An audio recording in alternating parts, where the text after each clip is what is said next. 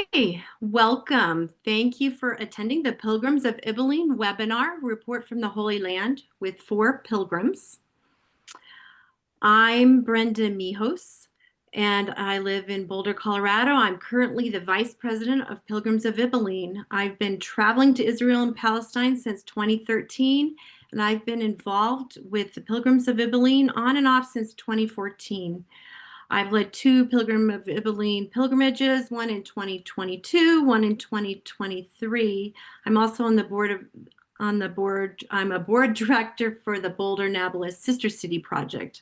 I want to make one note about Pilgrims of Ibilene. Our mission is to foster a just peace in Israel and Palestine through education. We do that by supporting the Mar Elias Educational Institution in Ibilene, Israel, and other organizations in Palestine, including WIAM in Bethlehem, Hope School in Beit Jala, the Siraj Libraries, and the Job Creation Projects and Scholarships for St. George Catholic Church in Zimbabwe. Our panelists today are Essrea Cherin, who lives in Boulder. She's our executive director for Pilgrims of Ibilene. She has led the recent pilgrimage work team that we are discussing today. Essrea is also the co-founder and current president of the Boulder Nablus Sister City Project. She's visited Israel and Palestine multiple times and has led multiple Boulder Nablus Sister City project delegations. You want to wave, Essrea? Yeah. Tom Scott, he's a retired attorney from St. Paul, Minnesota. He's currently a Pilgrims of Ibilene board director. This recent trip was Tom's third time to the Holy Land. Ross Callendar has a degree in Middle East history with a focus on Israel-Palestine. He volunteered at the Mar Elias schools for 5 months back in 1990 and 1991. This recent trip to Israel-Palestine was his 4th trip. And Burke, Enssle, has supported Pilgrims of Ibilene for the past several years and is a board director for the Boulder Nablus Sister City Project. This was his 3rd trip to Israel-Palestine. I have just a couple of housekeeping items. You can put your questions in the Q&A at the bottom of your screen for us. We'll try and, if there's some that are similar, we'll try and group them together and trying to get to as many as possible. The panelists can see the questions, but not the audience, and we'll have questions at the end. Essrea will start. She has 20 minutes to present her slides about visiting Mar Elias and the work they did there, including visiting the Hope School in Beit Jala. And then she visited with a group from Boulder, as well as Burke went with her with a Boulder group, and she'll talk about that a bit. We will then have Tom, Ross, and Burke reflect on their experiences. We will leave the final time left for an hour for questions and answers. And so I'll turn it over to you, Essrea.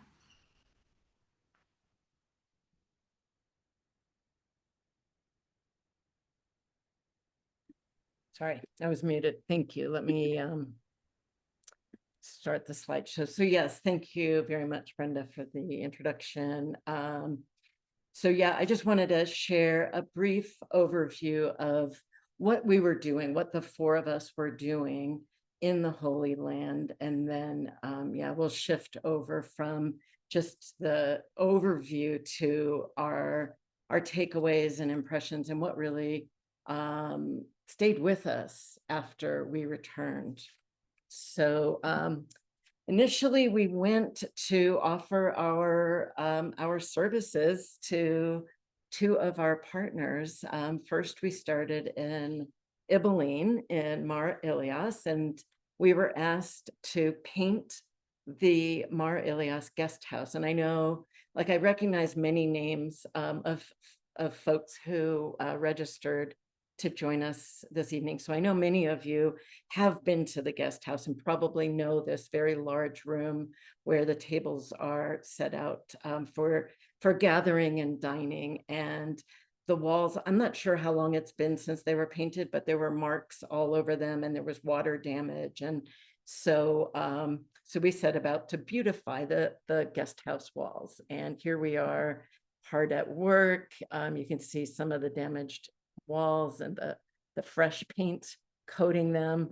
Ilyas Obaid, and I am probably not pronouncing that correctly, he expressed his gratitude by making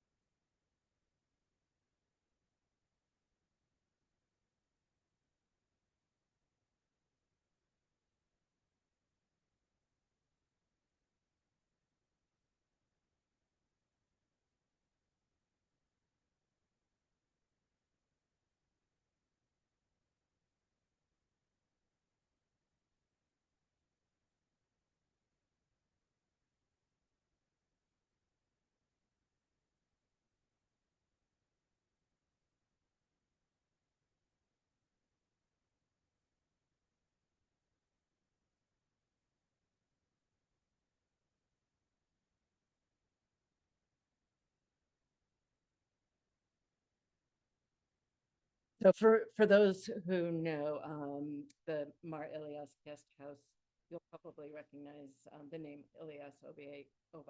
He's Badia's husband. Badia is the woman who prepares meals and cares for the guests at the guest house. Also, after a full day of work, we would meander around town, and we had the good fortune of meeting up with Assad Daoud. And Assad Daoud is his profession is restoring antiquities, and in particular Arab antiquities. And this is his family's old olive press, no longer in use, but he also has restored the home of Mariam Bawardi for the elementary and junior high schools have been named for the Saint Mariam Bawardi, who lived in Ibilin. We also visited the Greek Orthodox Church in Ibilin. And while we were there, school was on Easter break. We didn't realize that school would not be in session when we visited, but we did get a chance to see the students practicing their steel drums. And these students are a part of a peace drum project, which brings together Palestinian and Jewish Israeli students to play and perform steel drums together. So we got to watch them.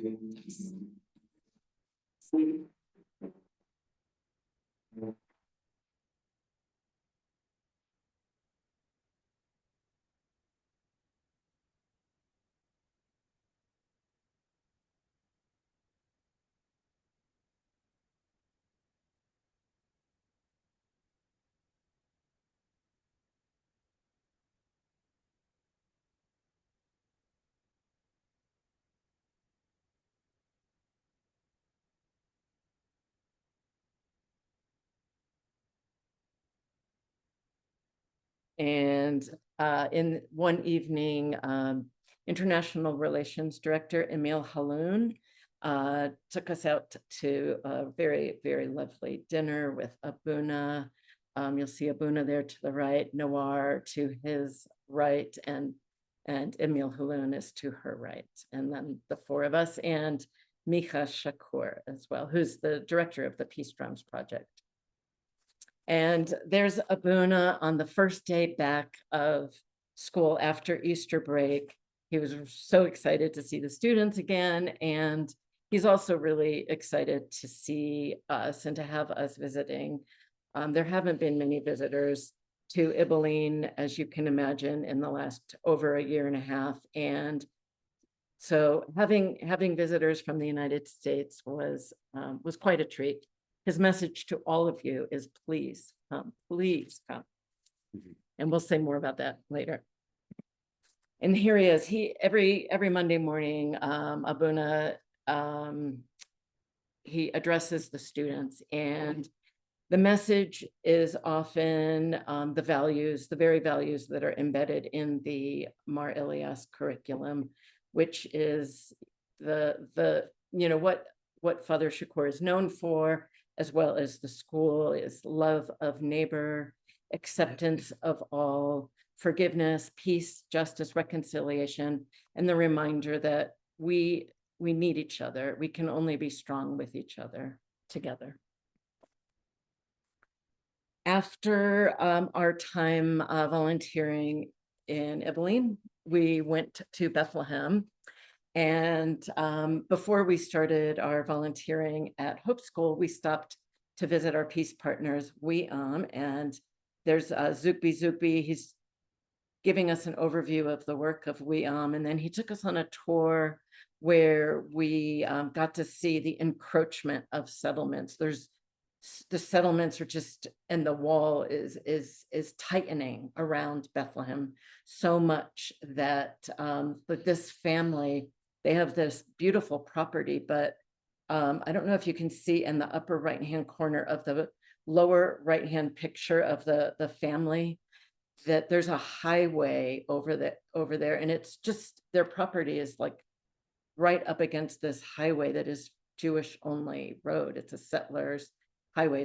It takes the settlers to their settlements and to Israel back and forth, but this family would get shot if they were to get close to it. And most of the young boys and men in the picture have all been incarcerated, or not really incarcerated, I'd say abducted. One of them, I'm not sure exactly which one of them just got released after 2 years in prison. And here's outside of the gates just around Weum. And on the right, you'll see the wall. The gentleman to my right, his name is Ali, and he's from Ida refugee camp. He gave us a little tour of the wall and Ida refugee camp.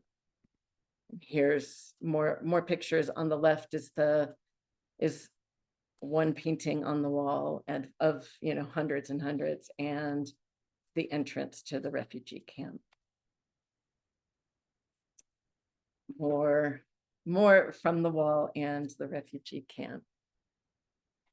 And then here we are at Hope School. We were given the task of clearing this area that had been overgrown with weeds, and there was all sorts of trash mixed in with the weeds, and we pulled it all out and cleaned it all up. And now when the children get back from their Easter break, they're going to plant flowers in that area.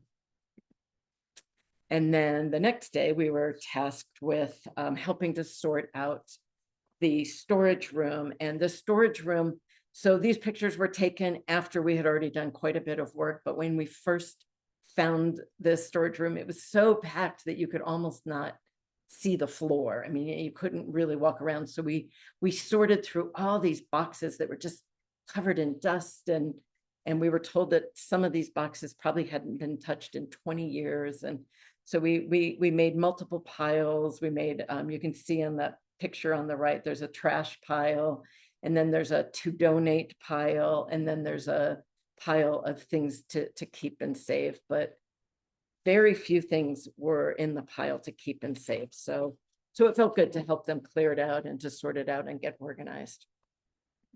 Also, Burke, being a building contractor, wanted to go up and help some guys who were laying roof tiles. And this is going to be a new restaurant on the property of Hope School, where they're building a new restaurant that will hopefully generate some revenue, because the school, for those who are not familiar with Hope School, they provide education for I'd say the neediest children in Bethlehem, students who are failing out of the standard public school, and or students who have very difficult home lives and need boarding situations, some orphans.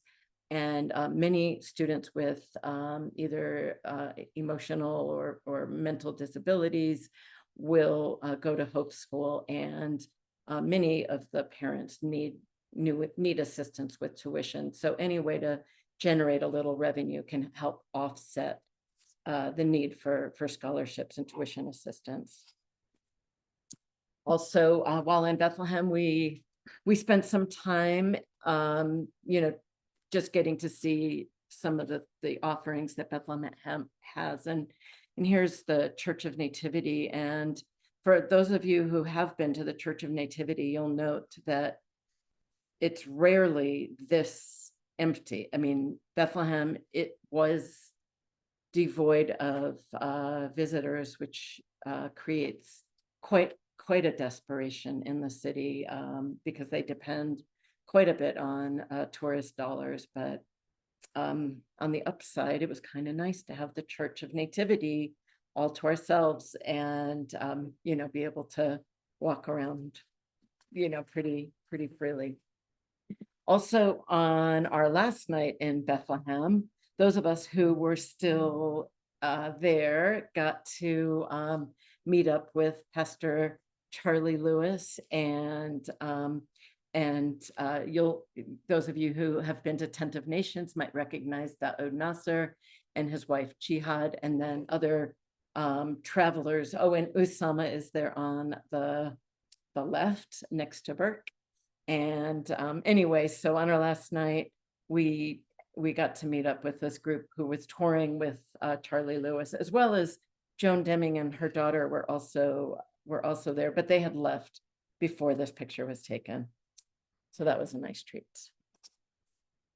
And then, so we said our goodbyes to Tom and Ross, and then Burke and I welcomed 4 more travelers for a delegation with the Boulder Nablus Sister City Project. And the Boulder Nablus Sister City Project raised money in 2023 to purchase this ambulance, and we donated the ambulance to a refugee camp in Nablus. And so when we got to Nablus, we were a group of 6, and when we got to Nablus, we got to see the ambulance that we had donated, and we got to meet the medical team that staffs it. And our project for 2024 was to raise funds to purchase medical equipment to open a medical center also in Oscar refugee camp. And so the medical team, we also got to meet the team that will staff the medical center as well. And so just to give you an idea of the recipients of these 2 projects, we donated them to Oscar refugee camp. And these are both pictures from walking through the alleyways that make up Oscar refugee camp. And you can see in the middle picture, that's one of the members of our delegation. His name is Karim Matar, and that's the width of those alleyways. They're very, very narrow. It's very suffocating in the refugee camps. While we were in Oscar, our friends there wanted to express their gratitude for the all that we had done for them. So they prepared an evening celebration for us, and I'll just show you a couple snippets of the performances. One is of a he's a vocalist. He's the only Palestinian vocalist with a PhD in singing, I guess, vocal.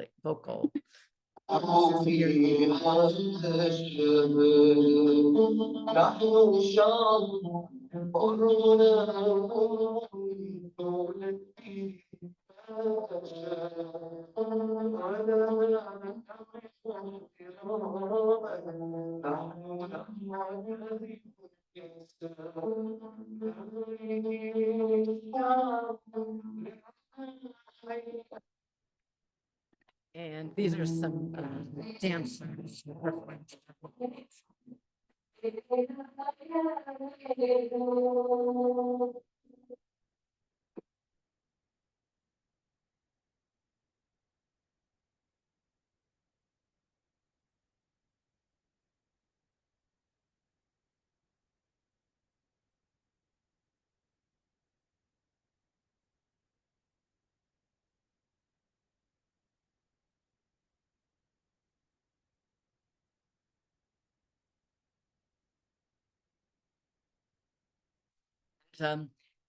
so the group also, we took the group also to Bethlehem and Hebron.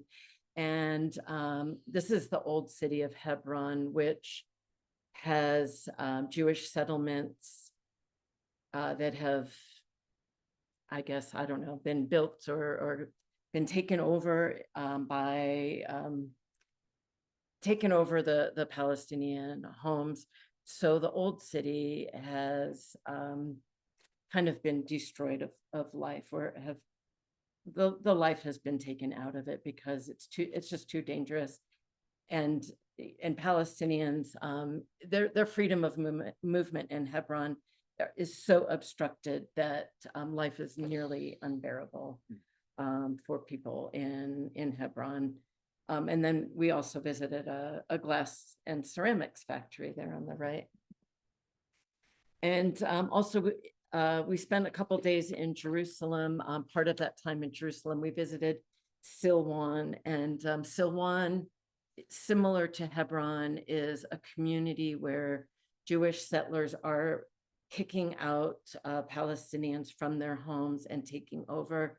And I think Palestinians in Silwan, in response, are beautifying. There's so many, so much art on the sides of buildings, creating beauty in the community that is little by little is being taken over by the Jewish settlers.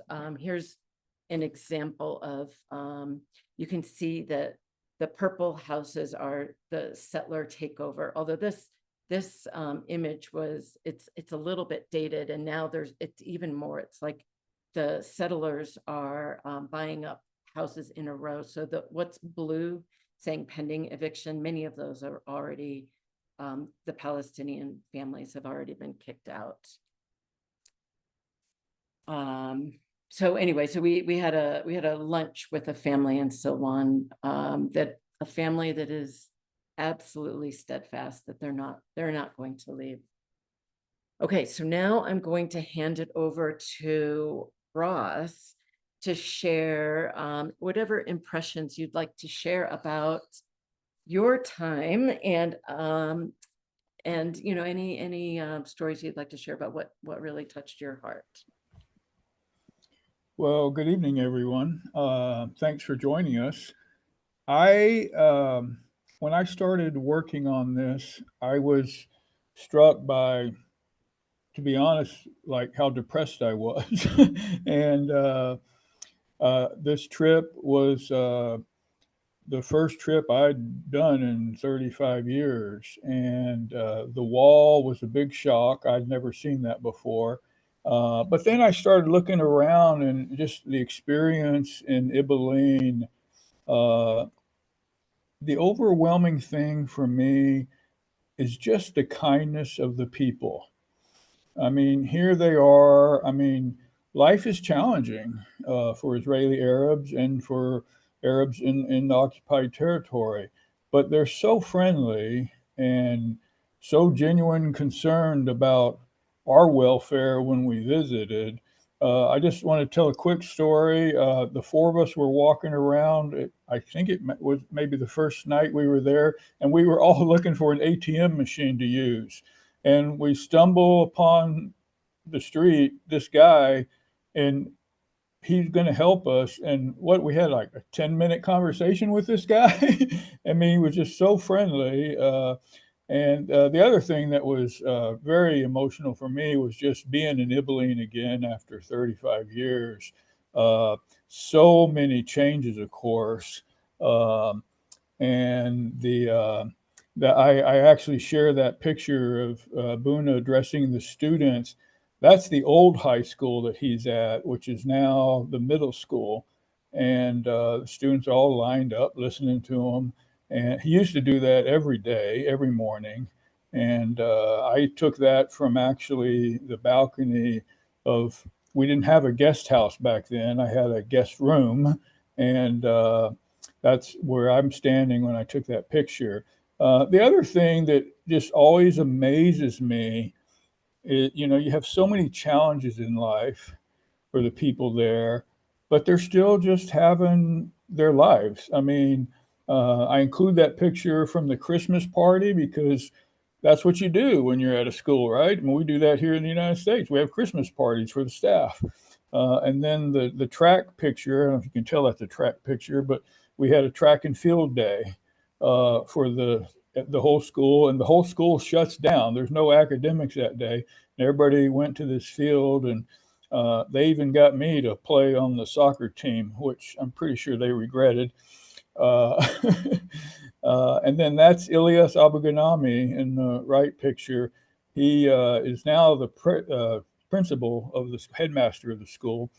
And but when I was there, he was a second year English teacher. And he and I were kind of buddies, and we played a lot of ping pong together.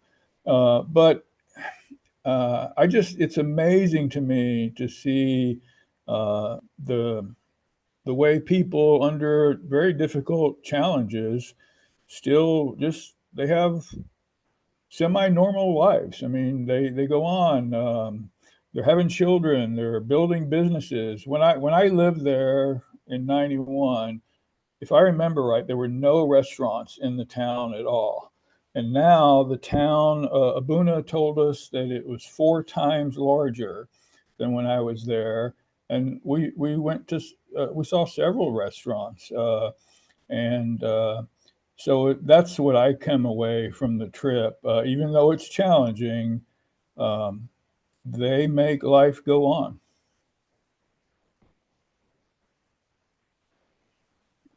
Excellent. Thank you, Russ, for sharing. And now I will turn to you, Tom. Oh, I'm sorry. I've got Burke up next, and then you're next, Tom. Okay. All right. Well, thank you everyone for joining us tonight, and thank you, Essrea, for letting me share my heart here. I have to admit, I don't do very well sharing my heart in front of a lot of people, and even though I can't see you, I know you're all there, and so I have to rely on my heart written down in words in order to express it in a way that's accurate and meaningful. So I hope you all can bear with me there. But I do want to say that coming from Abilene, or having gone to Abilene and having met Abuna Shakur, has just been such an incredible gift to me. The man is such a beautiful soul, and I know that probably most of you have read his story, and if you haven't, then you must, because his story is incredible, and the heart that he exudes and expresses and shares with everyone is just so humble and so meek and so warm and just so giving. And his story is what makes his Christianity real. And I'm a Christian, and I know there's so many flavors of Christianity, so I prefer to just say that, I love Jesus, and Jesus is my hero. And so I just wanted to share what maybe I could just say God put on my heart to share to Christians. And it's my message here is really, we need to go to Palestine, because they want us so badly to come and be with them. And it helps their hearts so much. It helps their lives so much. And it gives them hope. It gives them some form of just knowing that somebody in the world cares about them. And so what I wrote here from my heart was, and this really comes from the sense that we were in Oscar refugee camp, where there's 20,000 people in a little bit more than a tenth of a square mile. And that proportion of people in that amount of space is about the same as a typical US prison cell.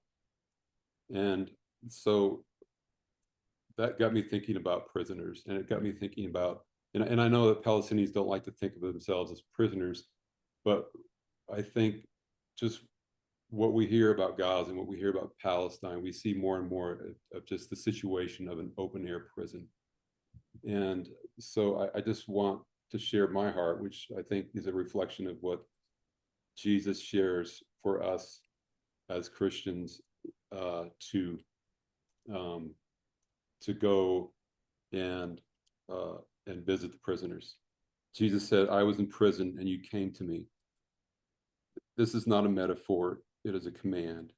It is a glimpse into the kind of love that reflects the heart of God, one that sees Jesus not in comfort or power, but in those that are forgotten, confined, and condemned. Today, that prison has a name. For many, it is Palestine. Under decades of military occupation, millions of Palestinians live behind walls, some literal, some quote unquote legal, but all unjust. An untold number of Palestinians are held in Israeli prisons, many without charge or trial. Children are taken from their homes in night raids. Families are separated. Checkpoints divide cities and lives. Gaza is under siege. The West Bank is next, and it is fractured by settlements and military control. To visit Palestinians is not simply political, it is profoundly Christian. It is to say, we see you. You are not alone. Your suffering matters. It is to obey Christ, who identifies not with the powerful, but with the persecuted. It is to enter into a place the world avoids, and to find Jesus waiting there in the faces of the afflicted. This is the time for the church to rise in faithful witness. We are not called to passive prayers alone, but to active presence. Jesus does not ask, did you agree with their politics? He asks, did you visit me? The people of Palestine, especially those in prison, under siege, or crushed by occupation, are calling out, and Christ calls us through them. Let's go to Palestine. Let us cross the checkpoints and sit with the families and visit the prisoners, walk the refugee camps and listen to the groans of the land, not to fix anything, but to witness, to weep, to stand, and to love as Jesus loved. Because when we go there, we go to him. Thank you all. I appreciate it. Beautiful. Thank you. Thank you so much, Burke. Okay, Tom. Yes. Well, thank you, Burke. And I would echo that people should go to Palestine, go to the West Bank. We just need, they just are so happy to have us there. So I would echo Burke's thoughts on that, and Ross's. We, as I mentioned, we were in Evelyn initially, and we did three very long days of painting. And Burke was kind of our foreman, and he was hard to keep up with. And I think we accomplished a lot in truly, I think, transforming the guest house, at least from the standpoint of the paint on the walls. But it's always nice to do something practical where at the end of the day, you can actually look and say, hey, we actually accomplished something today. It was also nice to spend a lot of time with Ross, who had, as was mentioned, had been there 34 years ago for, I think, 3 or 4 months. And I was amazed at how many people were still around that Ross knew and remembered a lot of the stories and things that went on 34 years ago. So that kind of gave me a whole new perspective, a broader perspective on Mar Elias. I also learned or was impressed. Well, I was there in 2023 on a pilgrimage with Brenda, and we didn't get around the town of Evelyn that much that time. We were pretty much at the school. But this time we got out and about a lot. And I learned that Evelyn has a lot of hills. And if you're going to walk around Evelyn, you better be in relatively good shape. And if you're going to keep up with Essrea, you have to be in super shape because she's quite a hiker. I guess impressions. In Evelyn, it's kind of been alluded to. Things on the surface seemed really kind of normal. As has been alluded to, life goes on. I don't know what else you'd do. I mean, on the surface, you might be hard pressed to think that, 40, 50 miles away in Gaza, there's, war crimes and going on and everything else that's going on there. But life goes on. Now, with recent events, you can see how things quite quickly can become not so normal. And now the schools are closed and missiles are coming from Iran. And so people are constantly living under, okay, it's okay today, but what's going to happen tomorrow? And I think Palestinians, citizens of Israel, when you're in Israel and with the Palestinian community, and then you go to the West Bank, and you see kind of the stark differences in many ways that Palestinians in the West Bank, how restricted they are. The Palestinians in Israel certainly are second-class citizens, but do have a lot of ability to move around, to do things, have an Israeli passport, do some things that Palestinians in the West Bank absolutely can't. And my thought was that must create kind of a, I don't know. I mean, I don't know. It's got to be difficult to reconcile those things within the Palestinian community. And then obviously you got what's going on in Gaza, which is just a nightmare. So you have these different Palestinian groups, and I guess that's kind of the intent of the Israeli government, to kind of keep everyone divided. Palestinians in Israel, West Bank, East Jerusalem, Palestinians in Jordan, and in the diaspora. There's just, I think, an intentional effort to keep these populations apart. It's mentioned Jerusalem, virtually no tourists. Bethlehem, virtually no tourists.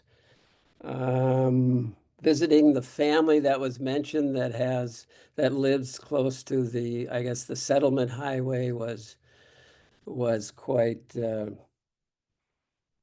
moving. One of the young men wanted me to see his garden, so he walked me around to all the different plants they had it's kind of a real makeshift garden, somewhat amongst some rubble and things, but they had dug out these different spaces where they had made quite a nice garden. I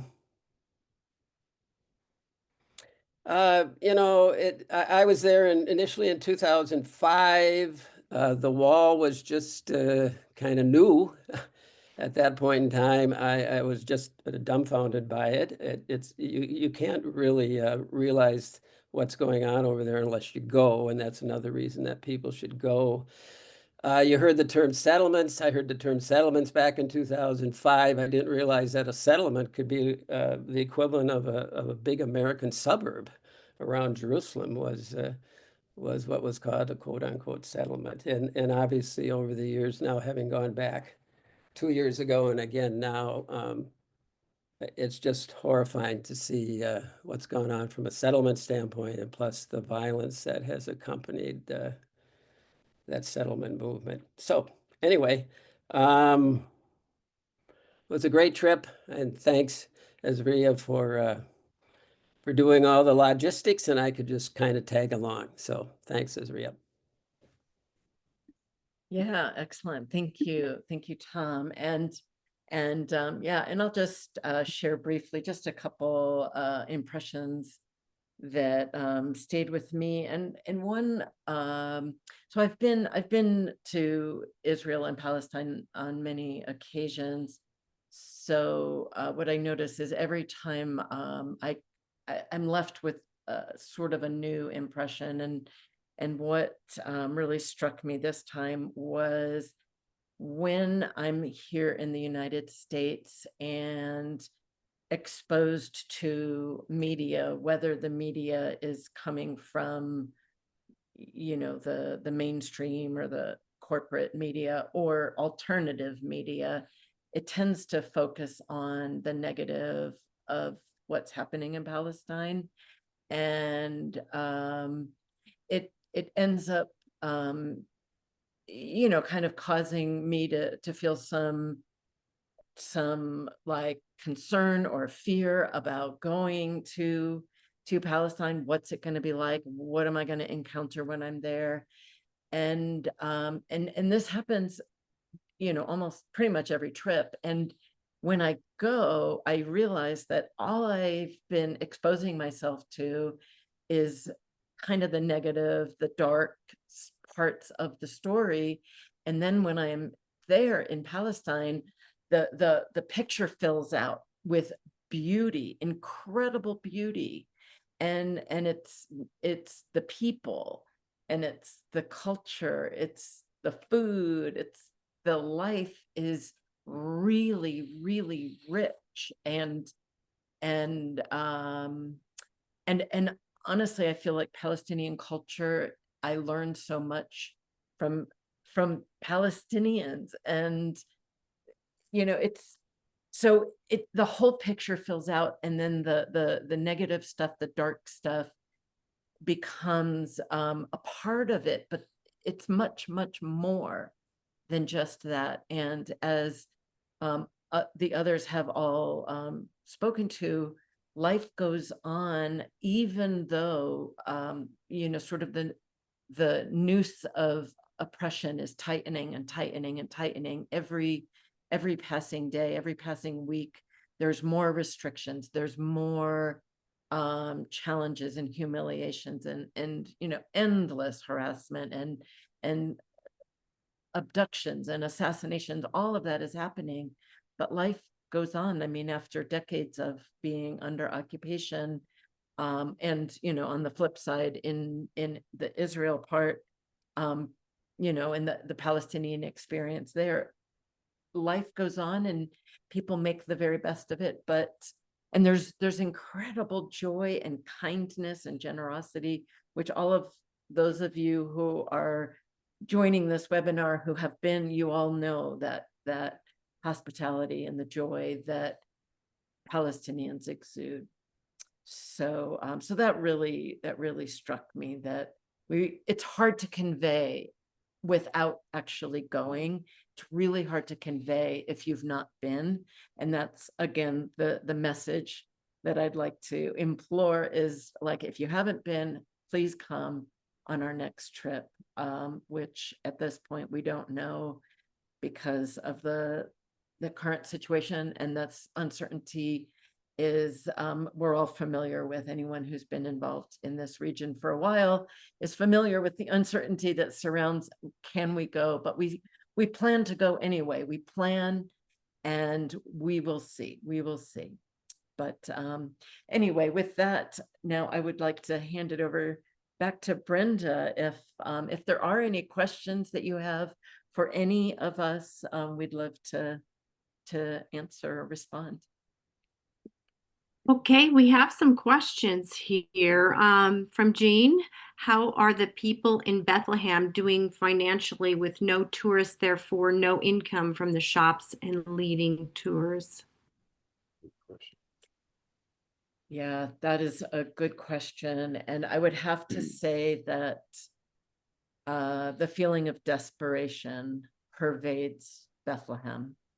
Bethlehem, Jerusalem, and Hebron are all, there's so much desperation, but I would say Bethlehem is perhaps the most desperate. The shopkeepers are not getting any business. and the tour guides not getting any business, taxi drivers not getting any business, hotels are shut down, restaurants are closed. Yeah, it's hit Bethlehem really hard. Russ, you wanted to add to that? I just, if you don't mind, I just wanted to add though, going back to what we talked about with the resiliency, when I was in Bethlehem by myself, I walked to the Church of Nativity, and if you're familiar with it, there's the church, and then there's what they call Manger Square, which is now all commercial built up. And as I approached it, a taxi driver said, "Oh, can I give you a ride? Can I give you a ride?" And I was like, I'm just going to the church, which is, what is it? You guys know, 100 feet, maybe 150 feet away. And with a big old smile, he looked at me like, "I'll give you a discount." And so it was, to me, it was just like serious situation. Nobody's making any money, but at the same time, he could still make a joke. And so we stood there and talked for a few minutes, and then I went on my way. That's all. Yeah, excellent. And Anne asked, well, she noted that, the concept of Samud. So those of you who have been there may know, and especially visiting Wiam, it's the Arabic way, the Palestinian way of continuing to live life for the family and community in the midst of oppression. So Samud.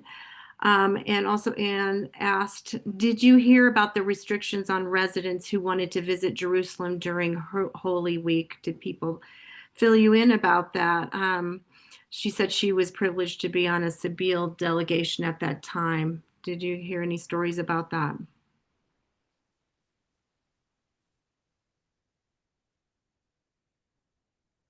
Essrea, anybody? No. I don't think don't so. recall hearing anyone mentioning about that, but I read about it in the news that there were restrictions on getting to Jerusalem as well during Holy Week as well as during Ramadan. Lots and lots of restrictions. Mm-hmm. Okay. And Sarah asks, local media shows unimaginable devastation. I'm not sure if she's talking about Gaza or the West Bank. How bad are the homes and businesses damaged, really? You might mention where you were versus Gaza, but yeah. Yeah, so in the West Bank, there has been considerable damage to homes and hospitals, infrastructure, and like sewage and water and all that in some communities, but we didn't go to those communities because we were cautioned about that it might not be the safest place. But the damage was occurring in Jenin, which is in the north of the West Bank, and Tulkarem and Tubas.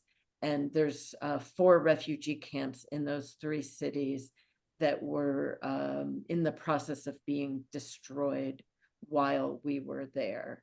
And also while we were there, our friends in Askar camp had right before we arrived, they had received notice that Askar camp, as well as the other refugee camps in Nablus, were also going to be destroyed. And so the military has been destroying. They destroyed hundreds or maybe thousands of homes in these 4 refugee camps in Tubas, Tulkarem, and Jenin, and 40,000 people were displaced and are scattered in schools and community buildings and churches and mosques and wherever they can find a place. And so our colleagues in Nablus were anticipating that they would be next. And fortunately, the city was not being invaded while we were there, but we expect that this could occur at any moment. Wow. Okay.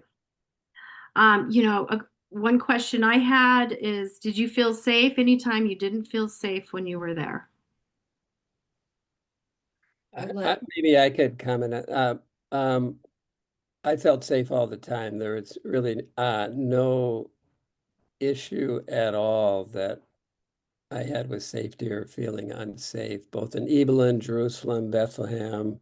No, I wasn't in Nablus. I was with Essrea and her other group, but in Evelyn and Jerusalem and Bethlehem, absolutely no issues from my standpoint. Ross, did you? Oh, Burke. Yeah, I was. One issue for me was I was there. My daughter came with us on the delegation, and I was kind of afraid on her behalf because I didn't know how afraid she was going to be, because she did show a little fear before she left. And when we were there, within days, I felt like that fear really dissipated. And once she realized that she was in good hands, and that our hosts would do anything they had to do to keep us safe. And yeah, there were some moments that were pretty dicey, but we always felt like we were in very good hands, and we never felt like we were directly threatened. I think Essrea could address it. It really depends on where you are in the West Bank. And even though it's a small place, I mean, there's incredible differences in between just a few miles distance between places. Yes, yes. Yeah, and Nablus also, I mean, even though there were military incursions that were happening while we were there, it's kind of remarkable how safe you feel, even though, and I think I mean, for me, because I've been many times, and I've kind of learned that the violence in the West Bank is not random. It's very directed towards Palestinians and not towards tourists or visitors. And as long as you're not going to protests. So anyway, I know that I'm not a target of the violence. Ross, did you want to say anything else on that subject? No? Okay. George asked he made a comment, what would Jesus do today, which is interesting, if he went to Palestine. Yeah. Would you like to speak to that? Just a good question. Yeah, I mean, go ahead. Am I supposed to? Okay, well, I will answer that. I will say that's who knows, but yeah, we kind of know. I mean, we're supposed to be a disciple, as a follower of Jesus. So, what we do is what Jesus would do. If we have that heart, that's what he would do. Mm-hmm. Candace asks, are you aware of the Palestinian village Tamar that was hit by a missile and had loss of life? Based on a newscast I heard, how close is that village to Ibilene? I think, Essrea, you could answer that.